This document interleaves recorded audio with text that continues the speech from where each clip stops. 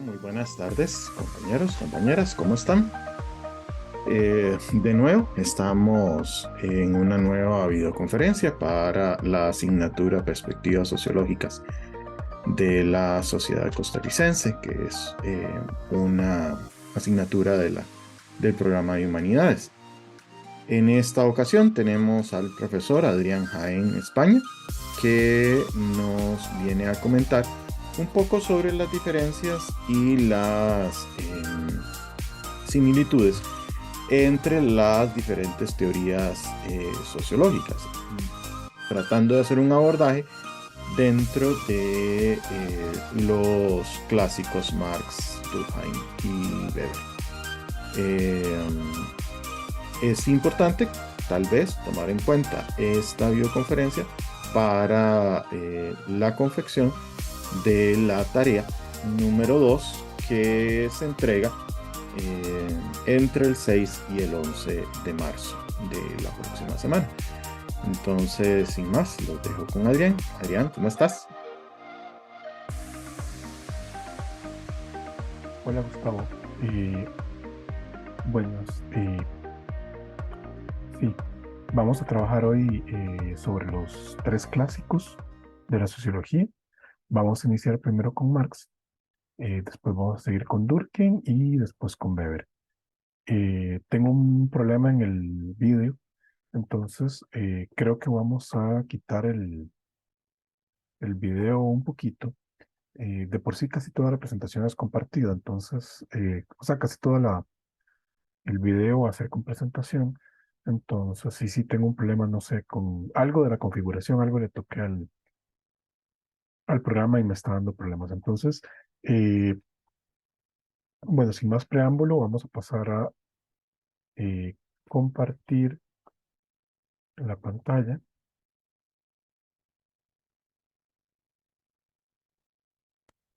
y vamos a ver primero esta presentación, que es la de Marx.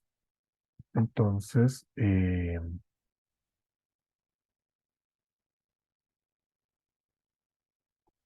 ujú.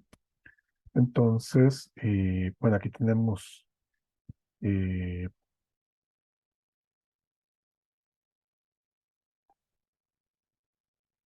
ujú. Aquí tenemos esta presentación sobre Marx y el marxismo. Vamos a exponer, digamos, también un poco eh, el año de nacimiento y el año de muerte de cada autor, un poco como para que se ubiquen en la época, ¿verdad? Vean que Marx nace en 1818, eh, está muy fresca la cuestión de la Revolución Francesa, ¿verdad? Que fue en 1789, y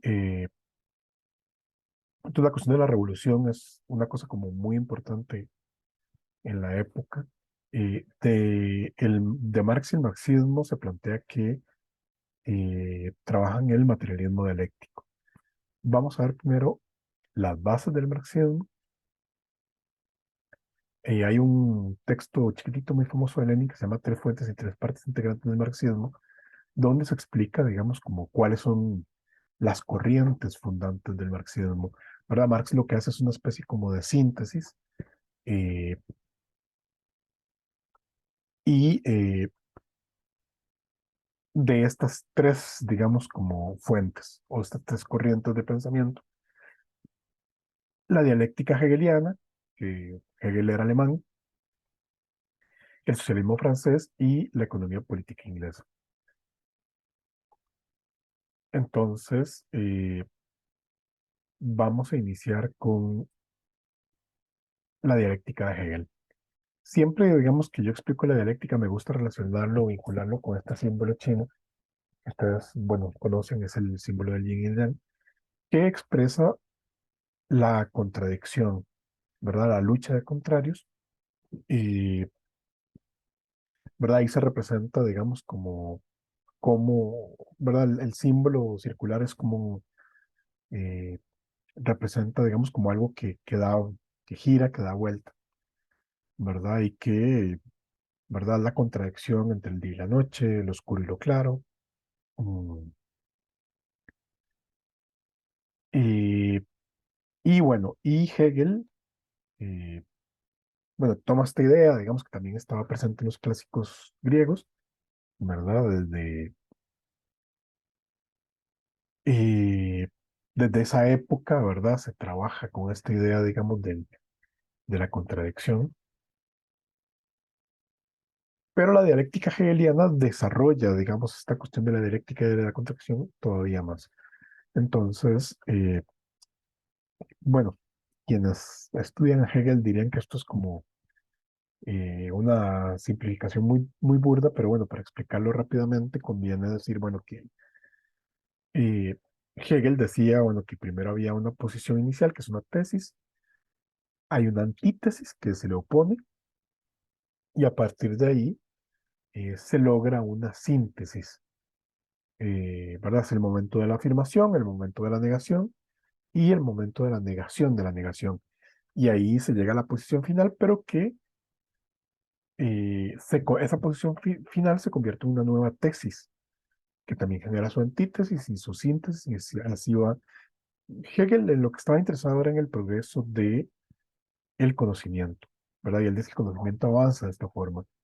Marx solía decir que él pone a Hegel de cabeza porque eh, Marx dice, bueno, esto Hegel lo planteaba para las ideas, pero yo creo que así funciona el mundo de lo social. Y el mundo de lo social está, digamos, fundado sobre el mundo material, ¿verdad? Porque por eso se llama materialismo dialéctico, porque Marx dice, bueno, la sociedad no funciona, digamos, sobre la nada, funciona sobre una estructura. Esto lo vamos a saber más adelante, pero entonces, por eso es que eh, Marx decía, yo pongo a Hegel de cabeza porque algo, digamos, que se plantea para el mundo de las ideas, Marx lo trae al mundo de lo material. Eh, entonces, la otra corriente del marxismo es el socialismo francés, o el socialismo utópico, como le llamaban. Marx y Engels decían, porque bueno, también es importante aclarar esto, digamos, el trabajo de Marx eh, se, se nutre, ¿verdad? O se acompaña del trabajo de Engels, que fue gran amigo de Marx, y que le ayudó, digamos, como durante toda la vida de Marx eh, a construir y a pensar.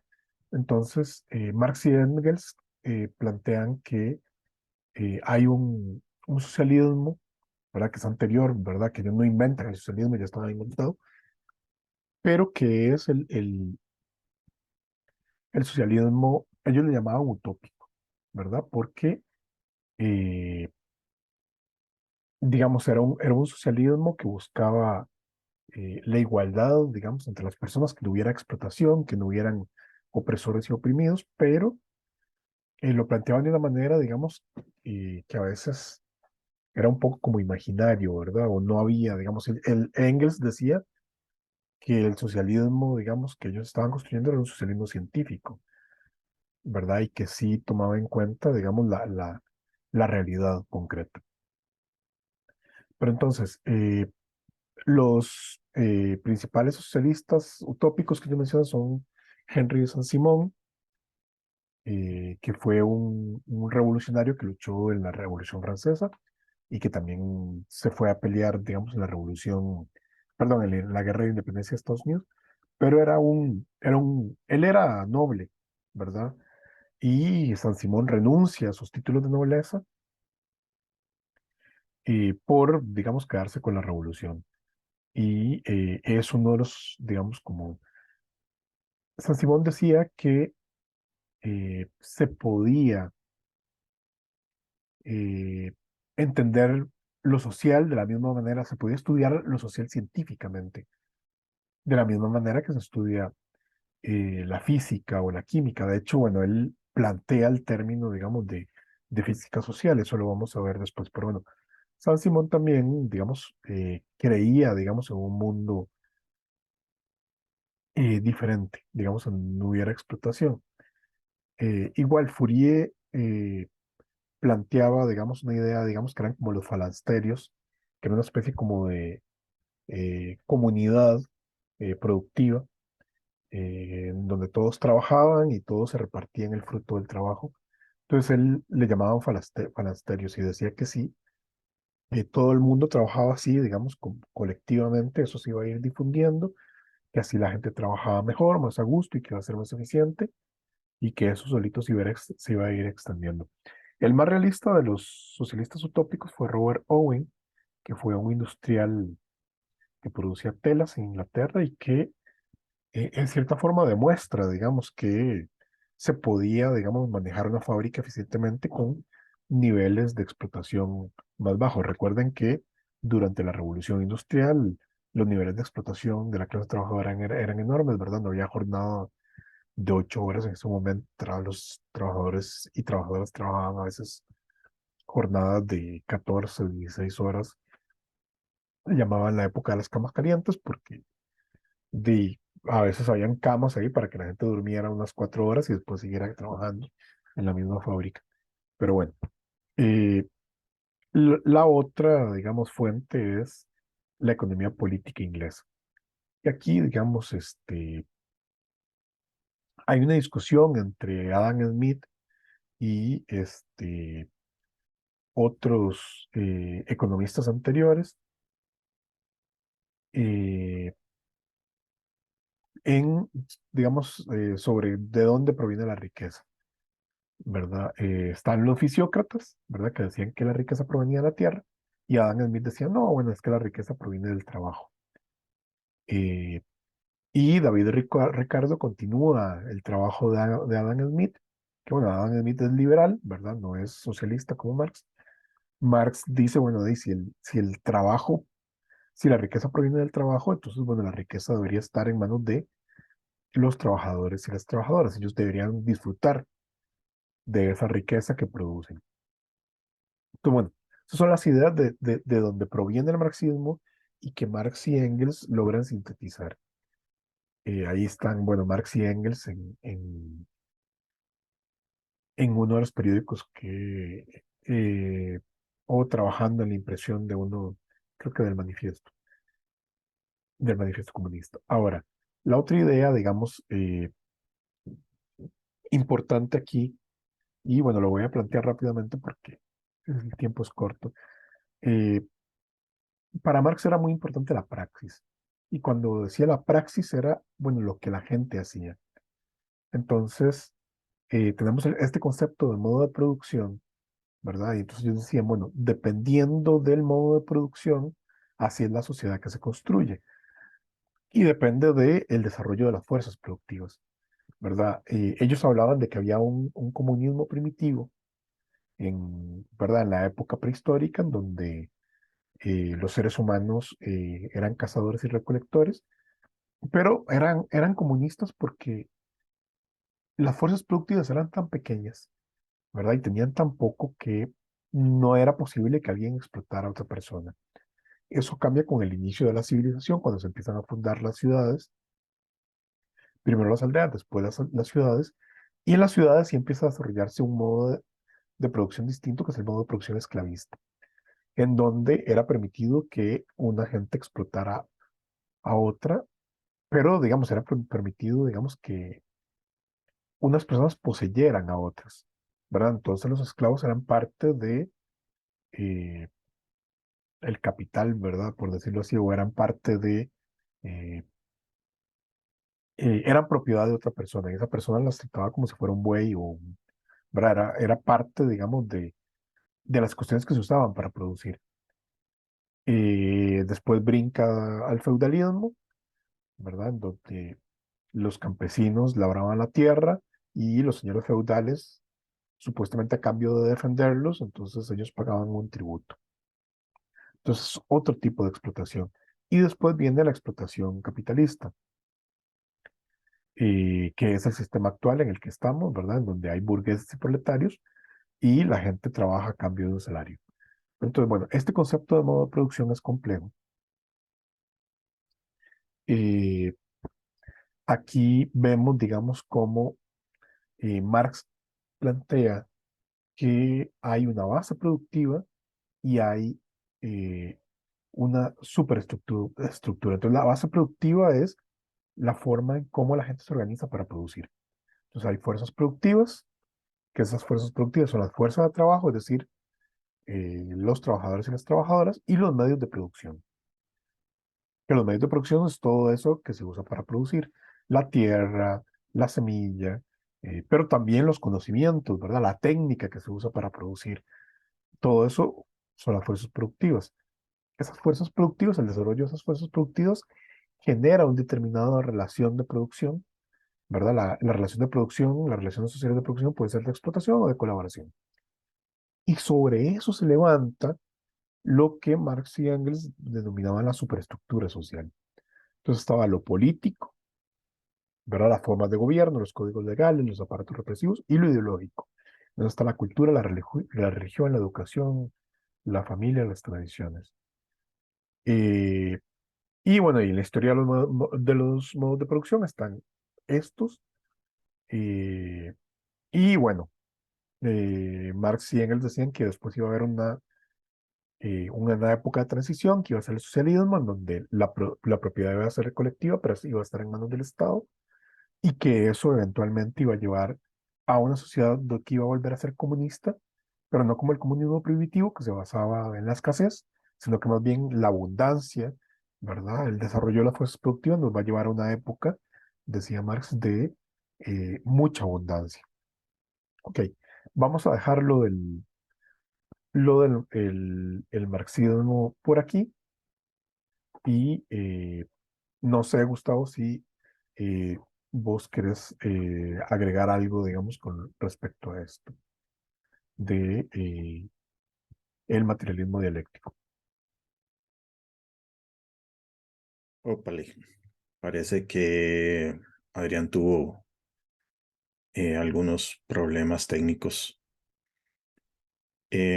No, Adrián, creo que estuvo bastante claro. Ok, ya lo tenemos de vuelta. Muchas gracias, más bien. Continúa. Ok, entonces, bueno, vamos a seguir con la segunda parte de la presentación. Esto es la presentación.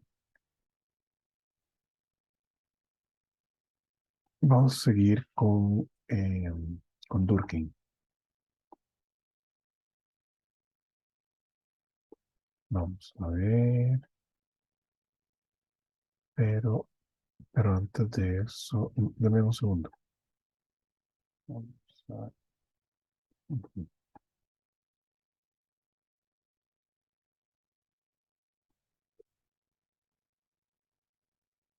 ujú.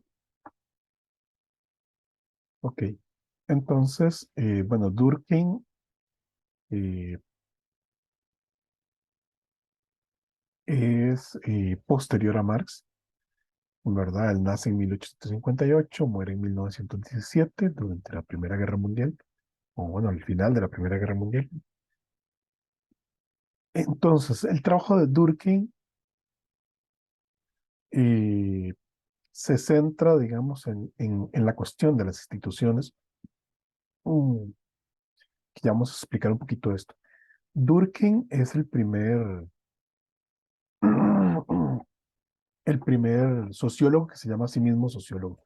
Marx nunca se llamó a sí mismo sociólogo, se considera uno fundador de la sociología, pero él, eh, ¿verdad? Más bien se decía filósofo, ¿verdad? Eso de ser científico no era, digamos, como, no estaba de moda todavía en esa época.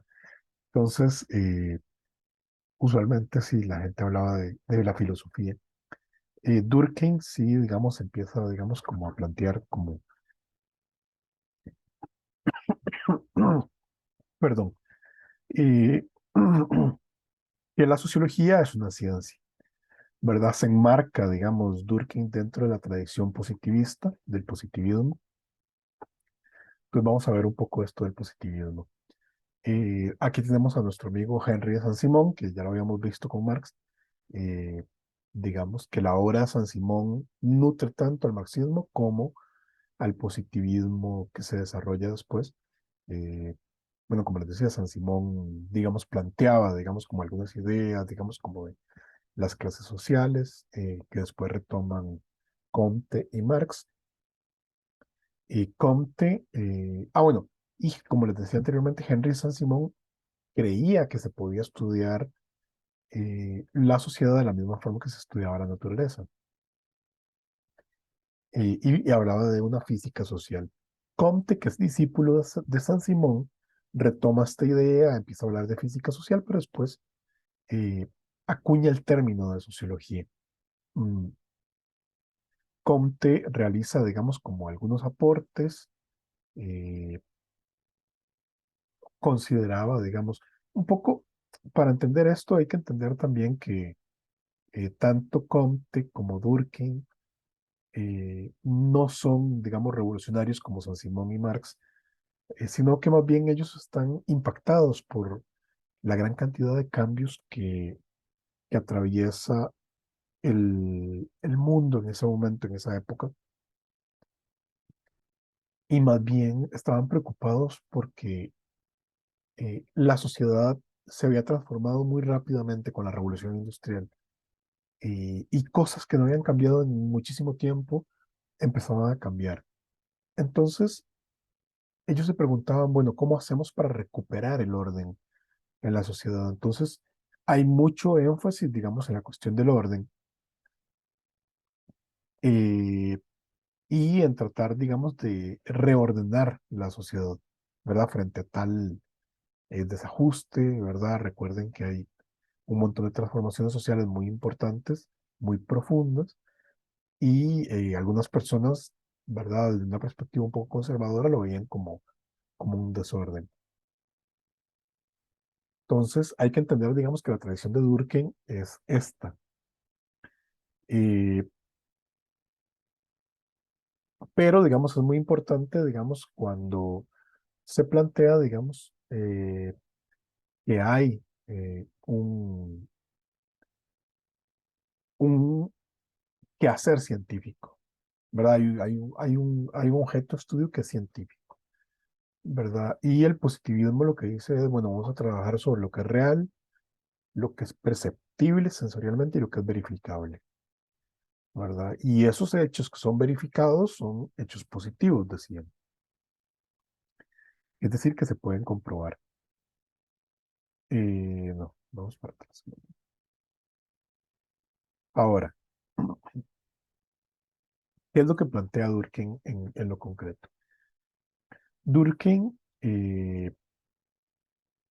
decía que la sociología era la ciencia de las instituciones y él planteaba una idea, digamos, que es de que también se asocia, digamos, como a la cuestión sociológica y es, digamos, que la sociedad está por encima de los individuos y en buena medida los define. Entonces, hay un planteamiento, digamos, de Durkheim, ¿verdad? Durkheim decía, los hechos sociales son como cosas. eh, y lo que plantea es, digamos, que la sociedad existe antes que el individuo. Entonces, hay un montón de cosas sociales que ya existen antes de que nacemos, son exteriores a nosotros mismos y trascienden los individuos y que de alguna forma coercionan la individualidad. Y entonces, esto que se transmite a través de la educación y de la cultura tiene un potencial coercitivo porque eh, limita la acción individual o ordena, puede ser también. Entonces, esto, digamos, de los hechos sociales son modos de actuar, modos de pensar y de sentir que son externos al individuo y que se pueden imponer, se le pueden imponer. Entonces, algunos ejemplos de esto, digamos, de estos hechos sociales que son externos, que ya existían desde antes, pueden ser el lenguaje, ¿verdad? El idioma. Cuando nacemos dentro de una cultura que ya tiene un lenguaje desarrollado. Y pues se nos enseña el lenguaje, con eso aprendemos a pensar, pero también es una imposición. en cierta forma, ¿verdad? Es algo que es útil, que nos resulta útil para comunicarnos, pero también se nos impone y que ni siquiera lo podemos cuestionar, ¿verdad? Porque ya viene, digamos, con esta cultura. Un poco también la cuestión de las religiones es un poco eso también, ¿verdad? Nacemos en una sociedad que tiene ciertas religiones predominantes, familias con una religión, ¿verdad? Que la practican y que la profesan y que nos transmiten ese conocimiento, pero que también se nos impone.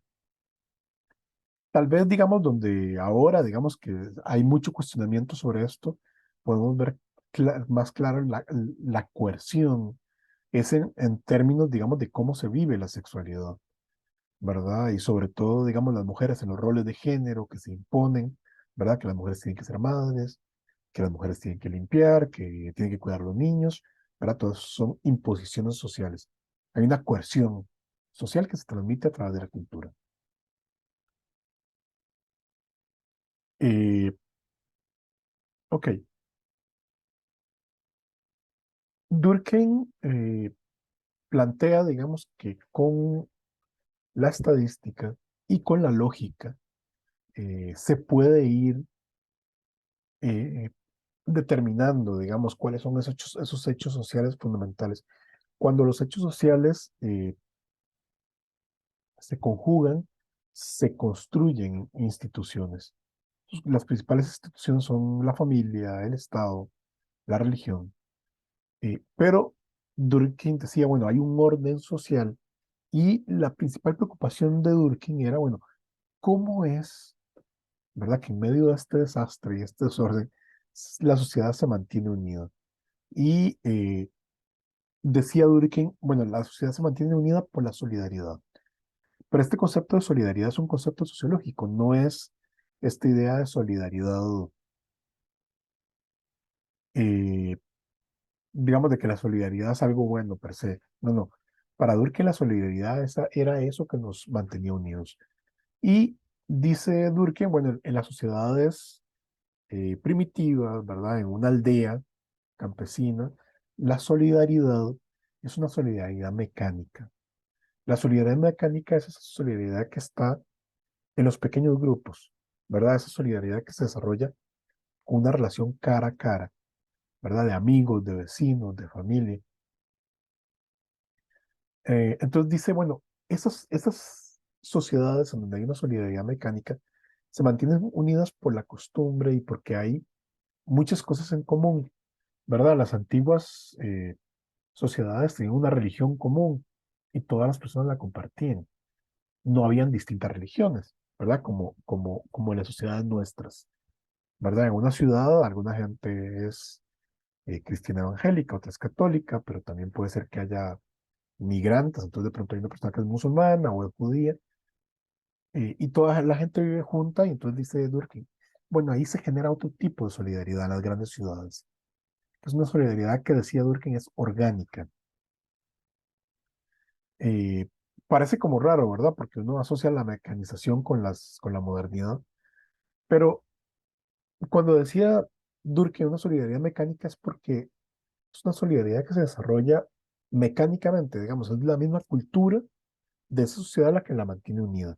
Y la cultura es muy homogénea, ¿verdad? La mayoría de la gente cree en las mismas cosas y piensa más o menos parecido. En las sociedades nuestras actuales, de verdad, en las grandes ciudades, eh, dice Durkheim, la solidaridad es orgánica porque uno, digamos, la solidaridad se desarrolla con ciertos organismos sociales, con la escuela, con... Ahí, digamos, hay una interdependencia, pero que eh, no es a partir de la cultura, sino a partir de un montón de relaciones sociales que se desarrollan y que genera este tipo de solidaridad. Eh, lo otro, digamos, que plantea Durkheim es que el orden social eh, se ejerce mediante la coerción o la coacción social, ¿verdad? Entonces, por ejemplo, esa imposición de normas o de valores, esas formas de conducta que se nos van inculcando desde niños y niñas, como por ejemplo la cuestión del baño. A mí me gusta ponerlo como ejemplo porque aquí en Costa Rica, eh, ¿verdad? Se supone, digamos, que uno tiene que bañarse todos los días y además de eso hay que bañarse temprano en la mañana, ¿verdad? Uno no se baña en la tarde o en la noche, ¿verdad? Eso es algo cochino, mal visto. No, no, hay que bañarse en la mañana. Esta imagen, ¿verdad? También nos muestra, digamos, que la cuestión del baño eh, conlleva no solo la cuestión del baño per se en sí misma, sino también una serie, digamos, de cuestiones culturales con relación al baño. Bueno, es como, ¿cómo es que debe ser un baño? ¿Verdad? Tiene que estar limpio, tiene que estar ordenado. eh, entonces, esas cosas que se nos transmiten, ¿verdad? Desde niños y niñas que se nos enseñan por medio de la educación, nos coaccionan, nos definen, ¿verdad? Como de la cuestión, digamos, de los baños públicos. Es un buen ejemplo también porque hay baños para hombres, hay baños para mujeres. Los baños para hombres tienen, digamos, ciertas cosas que los de las mujeres no tienen y viceversa, ¿verdad? Los baños de hombres tienen orinales porque los hombres orinan de pie. Es una construcción social, ¿verdad? Eh, y que lo que busca es diferenciar, ¿verdad? Hacer una diferenciación desde muy niños eh, entre los sexos, ¿verdad? O entre los niños y las niñas. Decir, bueno, los niños hacen esto, las niñas hacen esto otro. Eh, Hasta hace poco, solo en los baños de mujeres habían cambiadores para bebés, por ejemplo. ¿Por qué? Porque a las mujeres se les endilga esa parte de la crianza. Eh, Durkheim pensaba que el conflicto es algo negativo, ¿verdad? Para Durkheim, la sociedad tendría que buscar la armonía y por lo tanto, cuando eh, había un problema con los valores, ¿verdad? Si los valores que se inculcan, ¿verdad? No, no son los mismos, o si hay conflictos de valores en una sociedad, se minan las bases del orden social, decía Durkheim. Entonces, las leyes, las normas ya no garantizan la regulación social, y entonces entra a un proceso de anomia, decía a Durkheim, que es cuando lo social ya no funciona. Ok, vamos a dejar a Durkheim por aquí eh, y vamos a pasar a el último de los autores, pero no sé, Gustavo, si quieres también opinar sobre esto, digamos, sobre la cuestión de Durkheim y los hechos sociales.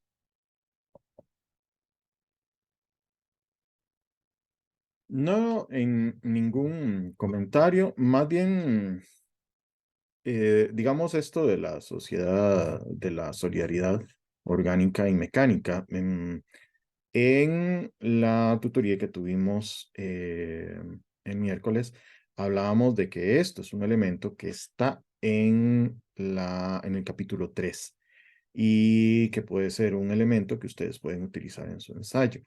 em, de aquella solidaridad en el entendido de que solidaridad no tiene la misma acepción de solidaridad del lenguaje común, es decir, la solidaridad como categoría sociológica es otra cosa a la solidaridad común. Solidaridad, estamos hablando de lo que hace que una sociedad se mantenga unida, una sociedad se une como efecto solidario. ¿Qué es lo que solidifica? Son los valores, las normas y las creencias. En el entendido también de que valores no estamos hablando de los valores que nos enseñaron en la escuela. En sociología los valores no siempre son virtudes. Algunos valores son solamente aquellas cosas que se esperan de los individuos. Entonces, sí son dos precisiones que son importantes tomar en cuenta para esta tarea. Pero por lo demás, más bien, gracias. No sé si más bien pudieras continuar. Ok, y ahora vamos a ir con con el último autor, que es Weber. Entonces, igual les voy a compartir pantalla.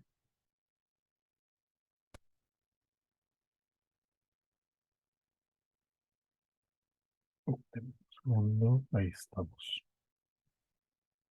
Ok, entonces, bueno, cuando hablamos de Weber, estamos hablando de la sociología comprensiva o algunos autores le llaman individualismo metodológico. Y la parte, digamos, central, fundamental de la teoría sociológica de Weber tiene que ver con el concepto de acción social. Vamos a tratar de explicarlo. eh, digamos, es complejo, digamos, el concepto de acción social, eh, porque Weber lo que dice es, bueno, cuando, ¿verdad? Empieza a reflexionar y dice, bueno, ¿cuándo es que una acción es una acción social? ¿Verdad? Puede haber una, ¿verdad? Realizamos diversas acciones, digamos, todos los días. Utiliza el concepto de acción, que es un concepto, que es un concepto muy rico.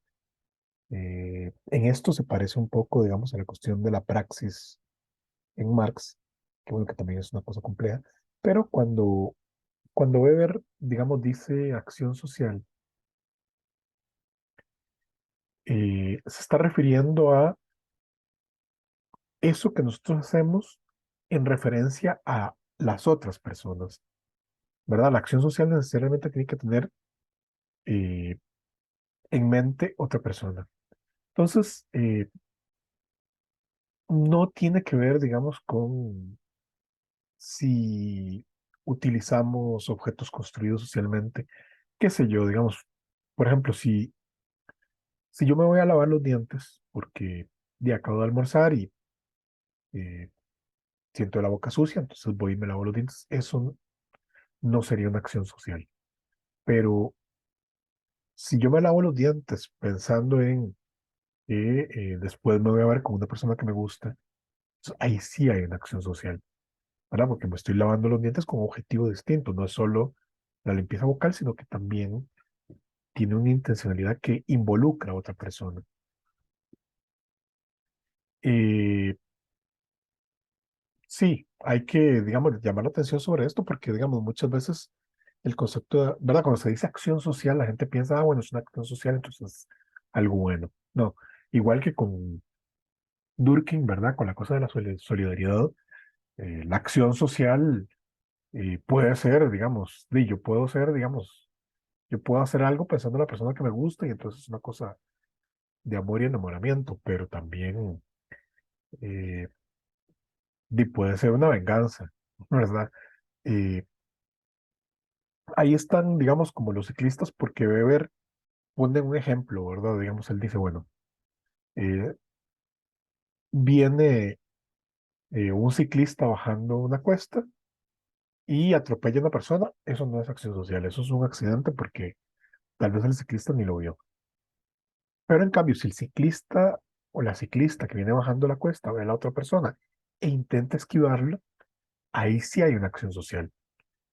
Aunque al final atropella a la persona, aunque no la pueda capear, pero hace un intento, digamos, de quitarse. Eh, igual, ¿verdad? Si una persona en medio de una plaza, o sea, tampoco tiene que ver con la masividad, digamos, de un hecho. Si hay una plaza llena de gente y de pronto empieza a llover y la gente abre el paraguas, toda la gente abre el paraguas, pero porque está lloviendo, no porque haya, digamos, ahí una, eh, ¿verdad? No hay ninguna persona involucrada en la acción, ¿verdad? Nada más la gente no se quiere mojar y abre el paraguas o la sombrilla. En cambio, si yo voy caminando con mi hija y empieza a llover y en vez de taparme yo tapo a mi hija, ahí sí hay acción social.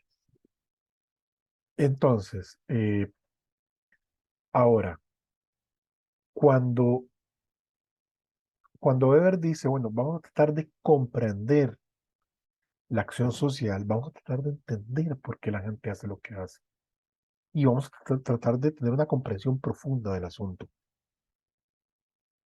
Entonces, ahí es donde, digamos, Weber pone el énfasis. Entonces, digamos, por ejemplo, en un trabajo muy famoso de Weber, que es La ética protestante y el espíritu del capitalismo, Weber dice, bueno, eh, un poco conversando o discutiendo con Marx, ¿verdad?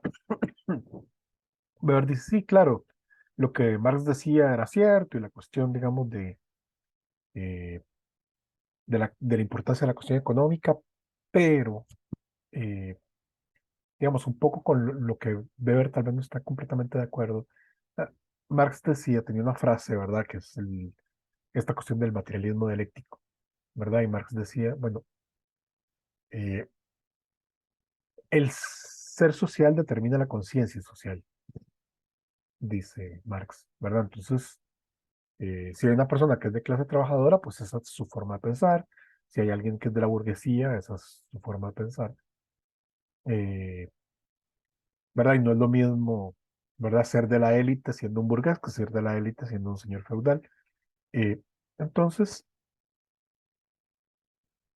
bueno, eh, pero decía Weber en este libro de la ética protestante y el espíritu del capitalismo, decía, bueno, es que eh, el capitalismo probablemente no se hubiera desarrollado como se desarrolla si no hubiera habido gente que hace ciertas cuestiones que favorecen el desarrollo del capitalismo. Entonces, él empieza a ver, digamos, como eh, un poco parecido, bueno, Durkheim hace un trabajo muy interesante sobre el suicidio y se da cuenta que la gente protestante se suicida más que la gente católica y que incluso los judíos se suicidan todavía menos. Entonces, Durkheim decía, bueno, aquí hay algo que es interesante porque ¿cómo explicamos, verdad, que el suicidio, que pareciera ser una cosa, una decisión tan individual, tiene distintas frecuencias en distintas culturas? Bueno, es que entonces ahí hay algo, ¿verdad? Que nos indica que incluso el suicidio, que pareciera ser una decisión muy individual, tiene un componente social.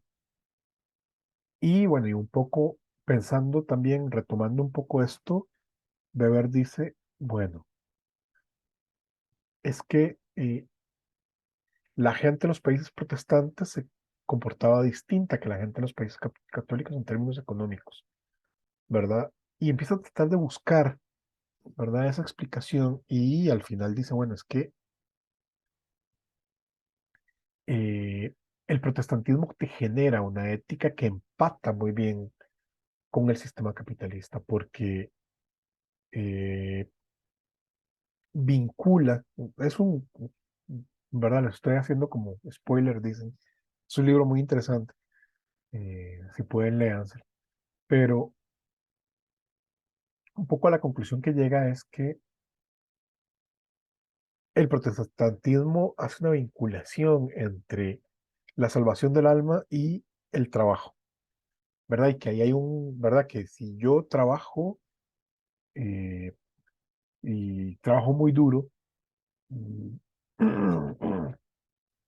no lo puedo saber exactamente porque incluso solo pretender saber si soy salvo o no es pecado, pero bueno, supuestamente hay como indicios, ¿verdad? Dios nos manda indicios y bueno, es una persona que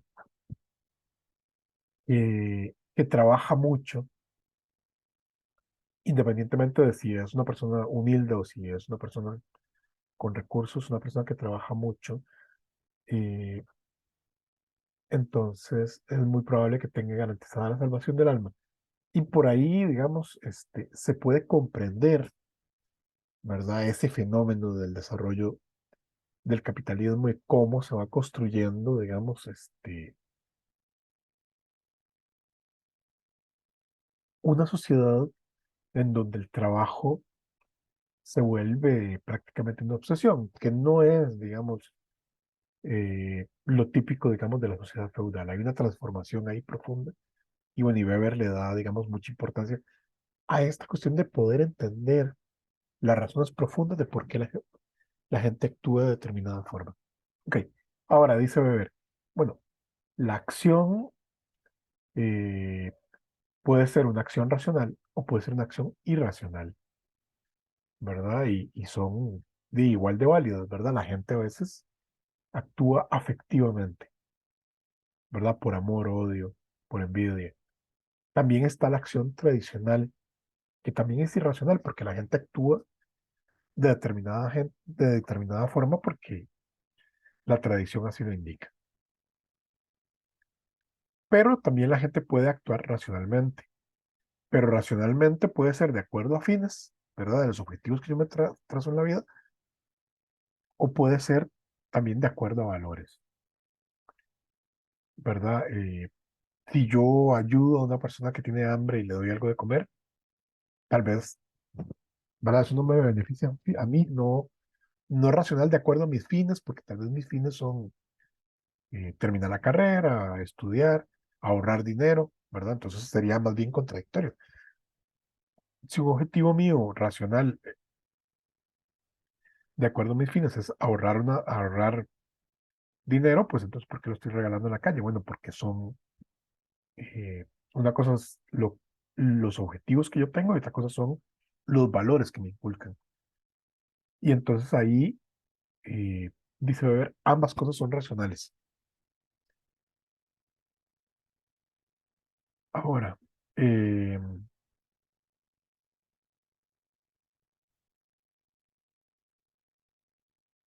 ¿cómo se construyen las relaciones sociales? Eh,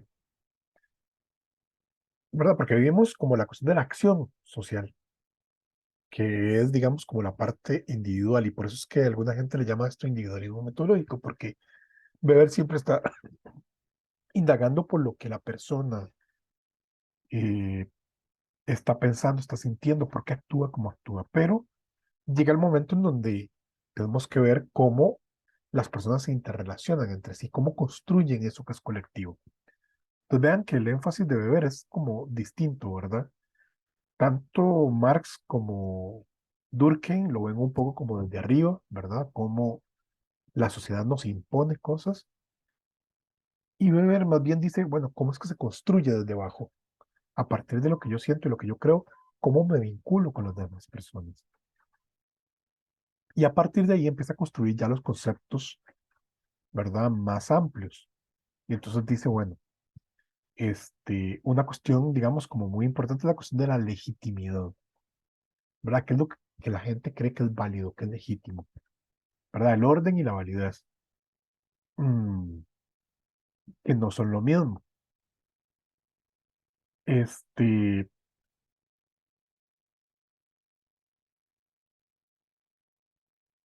ahora, eh,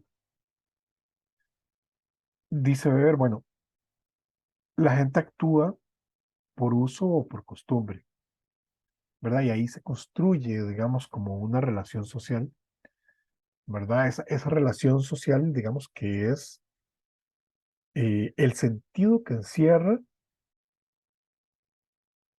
eh, una conducta, pero que es plural, ¿verdad? Que ya no es solo la acción social de una sola persona, sino que ahora son dos o más personas, ¿verdad? Y cómo eso eh, está recíprocamente referida. Cuando Weber dice recíprocamente referida, quiere decir que ambas personas en la relación entienden que la relación es de determinada forma.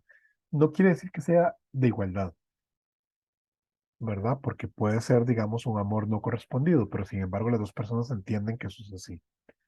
O puede ser una relación de padre e hijo, ¿verdad? Y madre, hijo o hija. Y entonces hay ya, digamos, como cuestiones ahí definidas y que se orientan por esa reciprocidad. Mm. Entonces, a partir de ahí, Weber empieza, no me va a dar tiempo como de explicarlo todo, pero Weber empieza, digamos, a decir, bueno, ¿cómo funciona, verdad, esa relación social, esa reciprocidad, y cómo a partir de ahí se construyen comunidades o sociedades o empresas o uniones, ¿verdad? Y empieza a indagar y empieza a plantear, bueno, cómo funciona cada uno, digamos, de estos esquemas. Ok, vamos a dejar un poco eh, a beber por aquí y vamos a concluir esta exposición rápidamente planteando, digamos, como algunas de las principales eh, similitudes y diferencias entre los autores. Quizá la principal similitud entre los tres autores es que tanto Marx como Durkheim como Weber consideran que hay algo coercitivo en lo social, ¿verdad? Algo que nos obliga a seguir las normas. Inclusive en los casos, digamos, que están en contra de nuestra propia voluntad, la colectividad logra imponerse y nos condiciona o nos determina. Entonces, eso lo tienen claro, digamos, los tres autores, con matices, ¿verdad? O sea, esta imposición se ve de manera distinta. Para Durkheim, la imposición de lo social es considerada algo muy difícil de cambiar, ¿verdad? Y se puede, pero solo a través de cambios lentos y paulatinos. En cambio, para Marx es distinto, ¿verdad? Como habíamos dicho anteriormente, Marx pone el énfasis en el conflicto. Entonces, él considera que las imposiciones sociales, al menos la mayoría, son imposiciones de una clase sobre otra, ¿verdad? Hay todo un aparataje ideológico que desarrollan las clases privilegiadas o las clases, la élite, eh, y ese aparataje ideológico, esas ideas que se transmiten, ¿verdad? De arriba hacia abajo, se despliegan para garantizar las relaciones de explotación de unas clases sobre otras. Entonces, Marx ve esto, digamos, como eh, la cuestión, digamos, de la imposición social siempre enmarcada dentro de un conflicto. Para Weber también existe la coerción social, pero Weber es menos importante, ¿verdad? Porque para Weber las estructuras sociales se crean y se destruyen a partir de la misma gente que sostiene determinados constructos sociales. Una diferencia importante del marxismo con relación al positivismo y la sociología comprensiva es que toma en cuenta la base material de lo social, ¿verdad? Como habíamos visto, lo de la base y la superestructura, y explica las relaciones de clase a partir de esta mediación concreta de la existencia humana. Según Marx, el ser social determina la conciencia social. Las otras dos corrientes trabajan más en el plano ideológico, a partir de las ideas y las costumbres de la gente. Otra diferencia importante es, por ejemplo, que Durkheim hace énfasis en el orden social. Para él lo importante es la cohesión social, cómo la sociedad se mantiene unida, y por lo tanto el conflicto se ve siempre como algo negativo y perjudicial.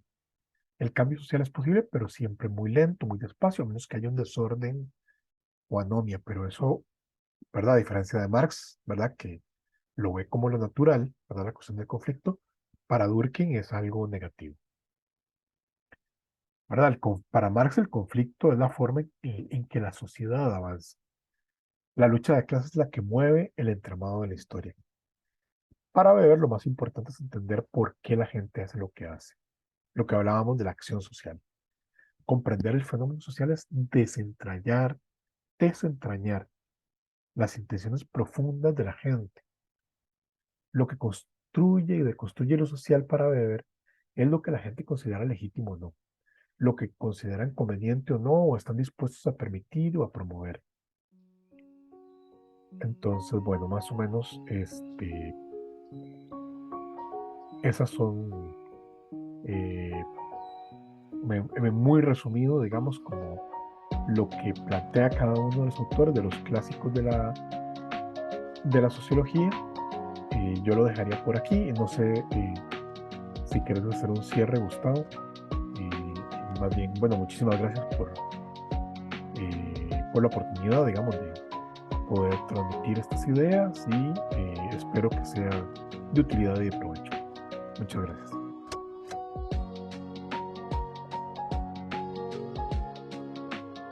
Para nada, gracias a vos por el espacio, Adrián. Muchísimas gracias también a todos y todas ustedes en estas tardes, casi noches. Pásenla muy bien y nos quedamos hasta la próxima. Hasta luego.